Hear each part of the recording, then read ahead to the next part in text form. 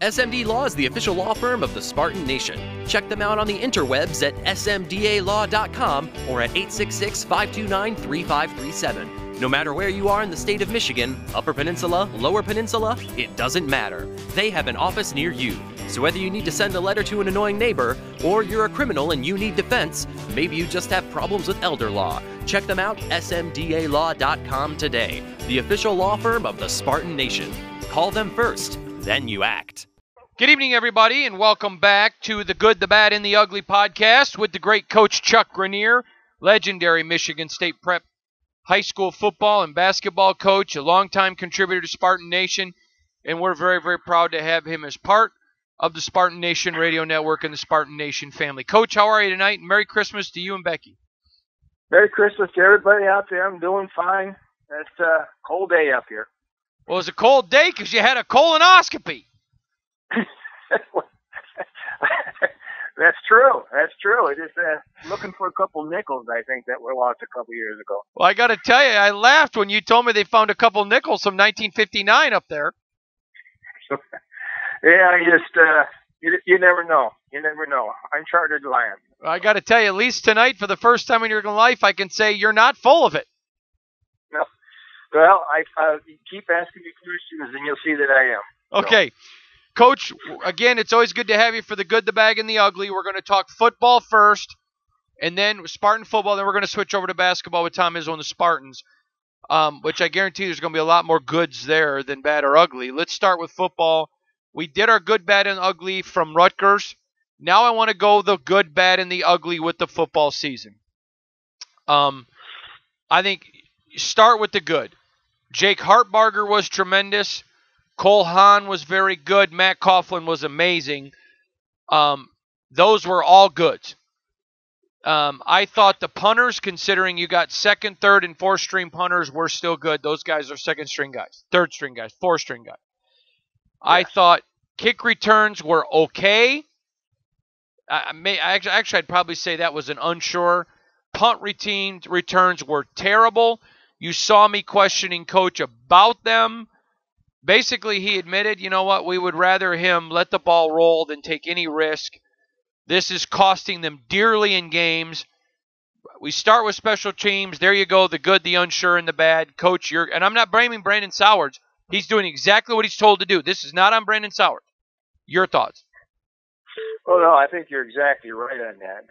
Kicking, kickoffs, returns were okay, even with that new rule that's in there about fair catch. You got to get 25-yard line on the kickoffs, but not catching the punts or making an attempt to make cuts.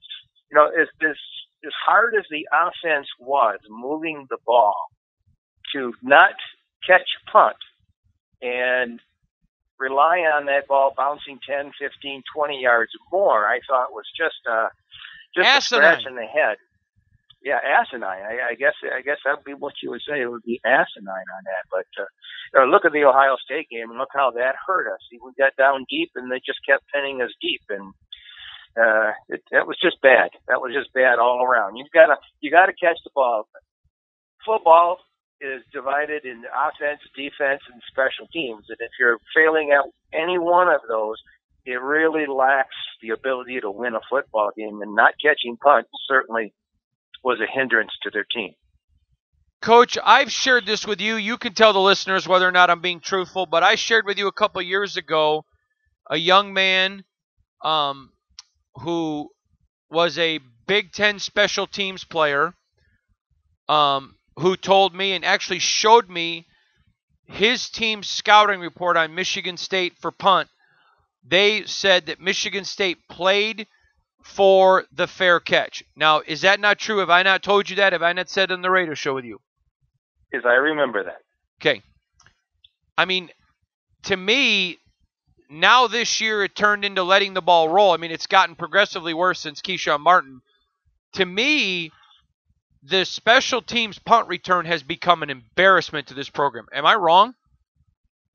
No, a Big Ten program, elite in the Big Ten, been to the Rose Bowl, double-digit wins, and we can't catch a punt and return a punt or even fair catch a punt.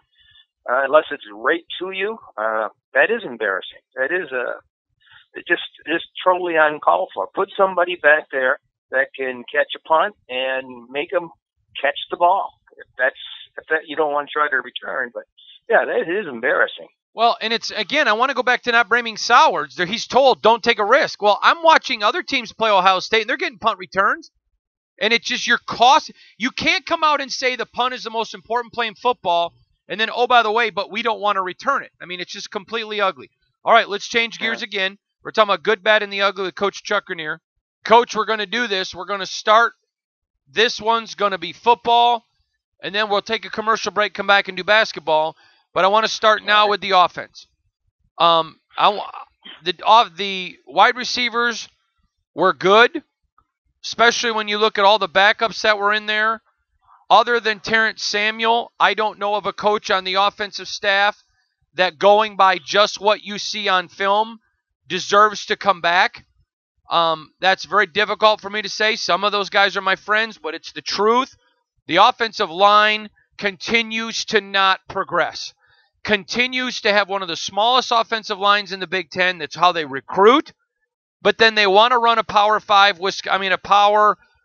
Wisconsin, Iowa type running game with one of the smallest offensive lines. That's not on players. That's on recruiting. It's on recruiting philosophy. I'm going to ask D'Antonio about that. And does he need to change if he wants to be the power running program? But offensive linemen, there's a bunch of good guys on this offensive line, guys that were highly touted, that are not developed, not playing on the offensive line. Running backs, Dave Warner handled them. And I don't, you know what, I think I need to give him a little bit of a pass on running backs, because with the offensive line performing so poorly, I don't know if that's fair. So you know what, I'm going to pull back. I still think Dave Warner as an offensive coordinator has not done enough to come back. But I guess if I'm being fair as running back coach, I would call that undecided or unsure. Tight ends with Jim Bowman have not produced. I'd like to see him more involved in the offensive line again. Quarterbacks, Brian Lewerke got worse, and I think Rocky Lombardi is a star. I know his teammates do. Clearly, he has not developed since he got out of high school. I don't know how good of coaching he's had since he got to Michigan State. I'm seeing him do things now that he didn't do in high school. That's on Brad Salem. Where am I wrong here I struggled to find any area not named Terrence Samuel where it's anything other than bad. Well, I don't think you're wrong at all. I think there's a lot that can be done with coaching scheme as far as the blocking.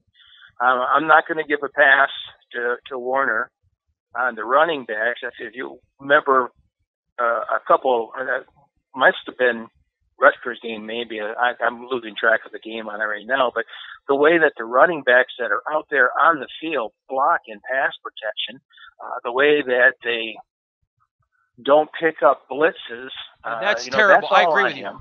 I was talking about from the running standpoint, but you're absolutely right. Every one of the running, there isn't one running back on the Michigan State team that can pass block. No, and then also putting them in there on certain plays, and one of the things that they've preached about is going with a hot back, and you get a running back that's performing well during the game, and he gets yanked, and they put the other guy in there, and I just don't understand the rotations that they have on that, and then you're blocking. Yeah, the blocking is, and the scheme is just bad. I was trying to think of who these two players were when you were talking about that, but it was during the Ohio State game, I think, in the Big Ten championship. And the two linemen on the right side, I can't remember their names right now, but they during the course of the game and the interview afterwards said, I don't know what, we kind of worked together so much that we just did this thing instinctively, which was to go away from their blocking rules on that particular play, and they picked up the attack from the defense on that one. And I'm thinking, well, geez, some of this stuff that I'm seeing on TV when I'm watching the games, I'm thinking, like, it doesn't make sense how they're attacking the defensive line when they run certain plays. So, I totally agree with you on what you've mentioned so far. I think what we're going at on this one is replacing coaches on the offensive staff. And I think I think there's got to be some movement there. I mean, I wrote about this on the Spartan Nation, and what I would suggest is a line coach and a new OC, and I think the transition of not hiring a completely new staff as opposed to just going with two people, maybe that would be the best way to go. I think the transition would be more fluid that way, but definitely I think we need to get some more development. Look at the players that we have in the NFL. Conklin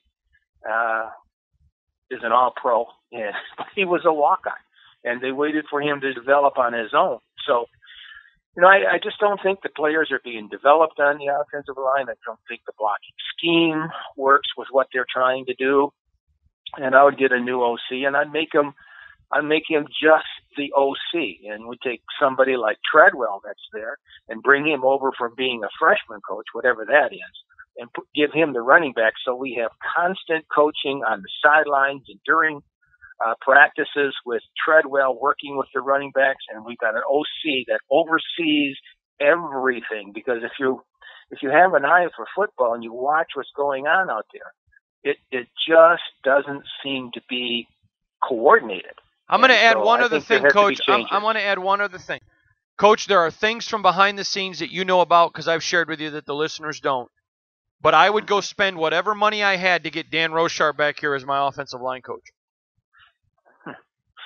Yeah, I know. I know he did a good job, and I know that people were thinking that he did a good job. Remember when he was coaching here, though, and they were just starting to build the roster at that point, too. So it makes a lot of difference. Having a Felton Davis is really a big issue because he was such a great wide receiver for Michigan State. There wasn't a Felton Davis there when Rochar was doing it, and the running backs have gotten better. Everybody's gotten better and bigger and that sort of thing. So I'm going to tell you this: Danny Rochar is lauded universally as a great offensive line coach. And if you don't want Danny Rochar, that's fine. There are lots of really good offensive line coaches in the MAC. There are lots of who want to move up. I'm sorry, it can't go on anymore. I'm going to be writing an article real soon about something I'm hearing from recruits that they're hearing from other Big Ten schools, and it's not good. It's not good. All right, let's move to a different angle. Talking about the good, the bad, and the ugly with Spartan football. When we come back, we're going to talk Spartan basketball. But the good and the bad, the ugly with Spartan football, at looking back at the 2018 season. Now we turn to defense, where I don't think there's any area on the defense you can't call good. Ron Burton is a star. Chuck Bulla is simply amazing. Those two are the best 1-2 punch of defensive line coaches in America. You could put those two at Alabama, and they would both be stars. Mike Tressel's fantastic. I feel bad for these guys. Their defense just got exhausted. Did they play perfectly? No, but here's the amazing part. Everyone's expecting perfection out of them while getting nothing out of the offense. Absolutely nothing out of the offense. Well, you can't put all this on the offense. You got to point your finger at the defense some too. Okay, some. But if they had an offense that did anything, this is a team that's arguably undefeated right now. I thought Paul Haynes was great. I thought Don Treadwell helping with self-scouting was great. There's nobody on this defensive staff. In fact, everybody on this defensive staff deserves raises. And if D'Antonio doesn't want to fire anybody, then all of them deserve a 50% pay cut, and they should have to give their pay over to the reciprocating person on the defense.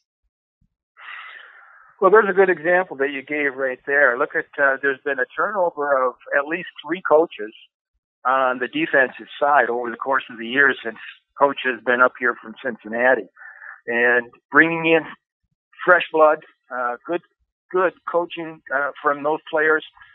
Look what it's done for Michigan State. Now they pride themselves of not getting a lot of 4- and 5-star recruits, and that they get 3-star, 4-star recruits that are just kids that are hard-nosed and good football players, and then they develop them. And that's just exactly the case that you get on the defensive side of the ball. They've got really good coaching. They're playing superior this year. I know that Barnett was a really good defensive back coach, but the coach they brought in now has done a superb job. I think Willis has had an all Big Ten year back there, and that goes. You got to compliment your new defensive back coach on that one, and the defensive end. Paul Haynes has been a superstar going into the season. I thought the weakness on the defense was going to be the opposite defensive end from Willikis, and it really hasn't been that much of a drop-off. As a matter of fact, I thought the defensive ends opposite of Willikis, they play pretty good. And Willikis, he's all Big Ten as far as I'm concerned. That guy is just monster out there. So the defensive coaches have turned over 3 coaches since D'Antonio's been there, and the defense continues to progress and progress and progress. No. That's not true. Remember, they lost Pat Narduzzi. Ted Gill's contract wasn't renewed. And then you turned around and you had 2 other guys in Harlan and the other guy. He who shall not be named. Yes. I'm not naming he who shall not be named. I just won't give him. Yeah, that's right. I remember. Shouldn't have been here. Thank God. And I feel bad for Harlan. Harlan gets the job, and bam, Taggart goes and hires him. But so there we go. I think defense across the board, not perfect, but nobody in the game of football is. Offense, anybody not named Terrence Samuel, to me, has not done enough to keep their job. Special teams, I thought most of it, other than punt return, have been pretty good. Now we go to coaching. And you know this, Mark D'Antonio is my personal friend. I think he's an amazing father. He is a great husband. He is a good friend, good guy, good person. And I want to make it very clear, and I'm getting some people mad at me. I don't think Mark D'Antonio's job is in any jeopardy. He's done too much to even say that. It's ludicrous. But I will say this.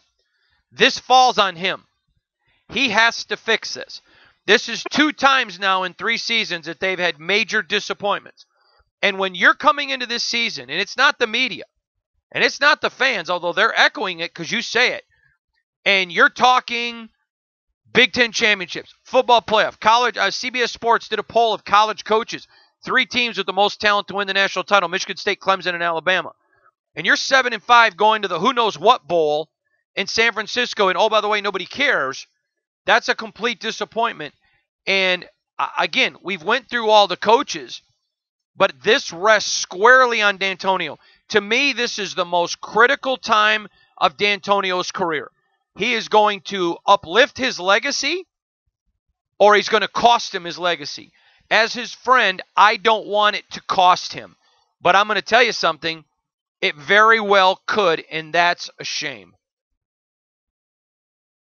Well, 2 out of 3 years, like you've just said, has been really pretty poor. The 3-win season, and even though this is 7 wins this year, it looks an awful lot like the 3-win season to me, especially when you're talking about, as you just talked about, what the prognosis was for this year, that they were going to be a playoff level team, and then now look what they're ending up with. And the only good thing that's going to come out of this 7-win season is that those freshmen are going to be practicing those 15 extra practices or whatever they are.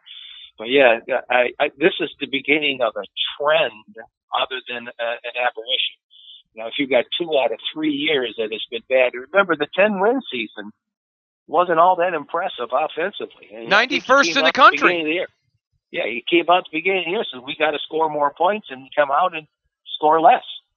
So, yeah, this is the straw that broke the camel's back. If something's not done this year, I know we talked the last time about, this could be job jeopardy type thing, but it won't happen this year, of course. But if it continues on, you just can't continue to put that kind of program out there.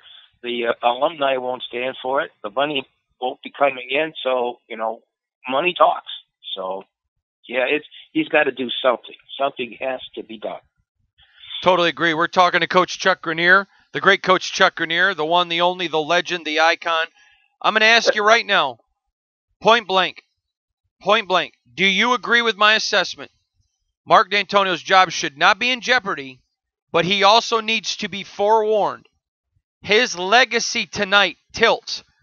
I don't want it to tilt, but we've seen a lot of coaches who stayed till the end when the program fell apart, and it hurt their lasting legacy. I see that as a danger for this man. Where am I wrong? You're not wrong at all. I totally agree, 100%. That's brutal to say. I don't like to say it, but it's the reality. The good, the bad, and the ugly of Spartan football. When we come back, we're going to talk about the good, the bad, and the ugly of Spartan basketball so far this year. And here's a hint. There's just not a whole lot of ugly, is there, Coach? Not much at all. Okay, you're listening to Spartan Nation. Remember, make SpartanNation.com your homepage with Coach Chuck Grenier. The good, the bad, and the ugly of Spartan football. Good, the bad, and the ugly of Spartan football. Good, the bad, and the ugly of Spartan football.